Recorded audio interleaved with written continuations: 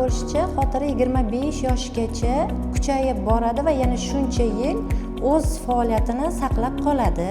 Bu sog'lom odamlarda, sog'lom insonlarda kuzatiladi. Assalomu alaykum. Hurmatli obunachilar, men Ko'ksaroy Hospital klinikasidagi oliy toifali nevrolog shifokor 15 yillik tajribaga ega Rahim Qoriyeva Feruza Abdujabborovna bo'laman. Bugungi mavzuimiz xotira pasayishi to'g'risida. Xotira kelib chiqish sababi, xotira nima sababdan pasayadi? Ma'lum bo'lishicha, xotira 25 yoshgacha kuchayib boradi va yana shuncha yil o'z faoliyatini saqlab qoladi. Bu sog'lom odamlarda, sog'lom insonlarda kuzatiladi. Qachonki bu hayot davomida stresslar bo'lsa, vitamin yetishmovchiligi, bosh miya o'smalari, bosh miya jarohatlari va tashqi tarafdan ta'sir qiladigan somatik kasalliklar hisobiga ham xotira pasayishi yuz beradi. Xotira pasayishini kelib chiqishi bu ko'proq miya faoliyatidagi neyronlardagi o'zgarishlar hisobiga kelib chiqadi. Endi buni bartaraf qilish uchun ko'proq nima qilish kerak bo'ladi? Bundan oldin, bartaraf qilishdan oldin buni nima qilamiz? Oldin sabablari, kelib chiqish sabablarini o'rganamiz. Keyin shikoyatlarni, nima hisobiga shikoyatlar kelib chiqyapti? Xotira pasayishi o'zi qanday shikoyatlar bilan ma'lum bo'ladi? Diqqat buzilishi, diqqati jamlanmaslik, eslay olmaslik, hayoti davomidagi mayda elementar narsalarni esidan chiqarib qo'yish, ismlarni esdan chiqarib qo'yish, keyin uyqu buzilishlari bilan tez asabiylik bilan namoyon bo'ladi.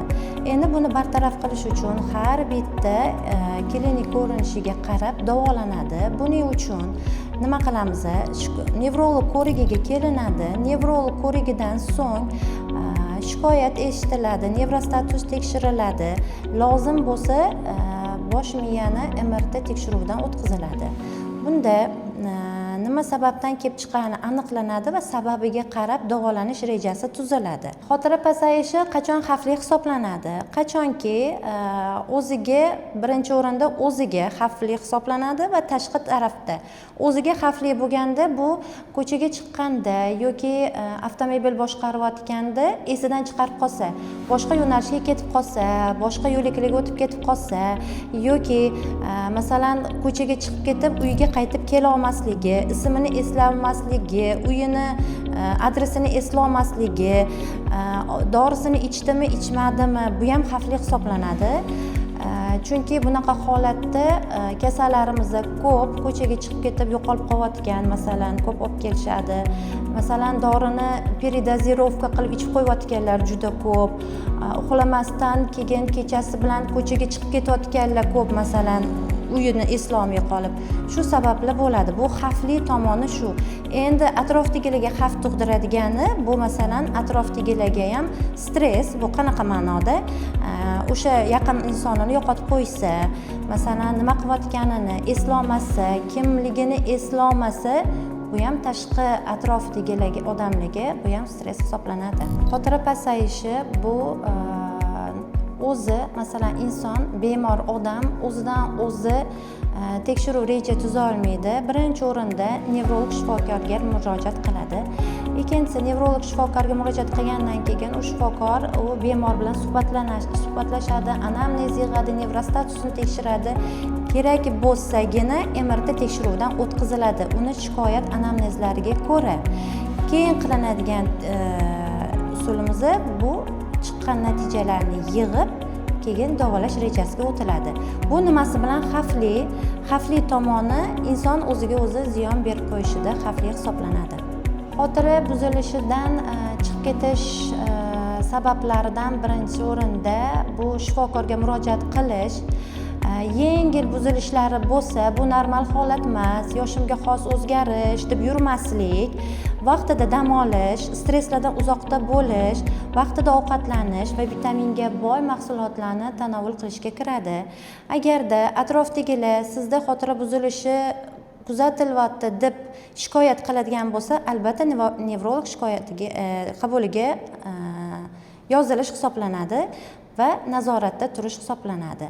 Xotira pasayishga e'tiborsiz qoldirish kerak emas. Sababi Bu juda katta xato hisoblanadi. Bu shifokorga uchramaslik, o'zini sog'lig'iga bee'tibor bo'lish, bu o'zini hayot sifatini kamayishiga olib keladi. Davolanmaslik bu oxiri nevrolog shifokordan undan keyingi ruhiyat bilan shug'ullanadigan psixiatr ko'rigiga olib kelish nazarda tutiladi. O'shaning uchun xotira pasayishi yuqorida aytilgan belgilari kuzatiladigan bo'lsa, nevrolog shifokoriga murojaat qilishingiz muhim. Masalan, bitta misol qilib aytaman. Oxirgi mana yaqin kunlarda bir bemor yotib ketdilar statsionar davolanib. Bu bemorda xotira pasayishini yengil ko'rinishlar bilan boshlangan, e'tibor bermaganlar, yuraverganlar. Hozirgi holatda shunaqa darajaga yetganlarki, даже mana atrofdagilar ayollar aytib beryaptilar. Bir kunda 10 marta bozorga tushib ko'ylak xarid qilganlar o'zlari uchun. Har gal tushganlar bir kunda 10 marta ko'ylak xarid qilganlar. Olgan ko'ylak mana olib keldingiz desa ham, yo'q, men olmaganman. Bu bugun olgan ko'ylagim emas deb eslolmay qolganlar. Datavoy endi shu darajaga yetib kelganlar. Davolanib ketdilar. Holatlari ancha qoniqarli, eslolmayotgan xotiralari ham ancha tiklanish boshlandi. Bunda birinchi o'rinda o'sha kelib chiqish sababi bartaraf etilsa, kasallik tezroq bartaraf qilinadi. Agarda sizlarda ham yuqoridagi shikoyat va belgilar kuzatilayotgan bo'lsa, qabulimizga murojaat qiling va davolaning. Sababi buni davolanmaslik o'zingiz uchun og'ir oqibatlarga olib kelishi mumkin.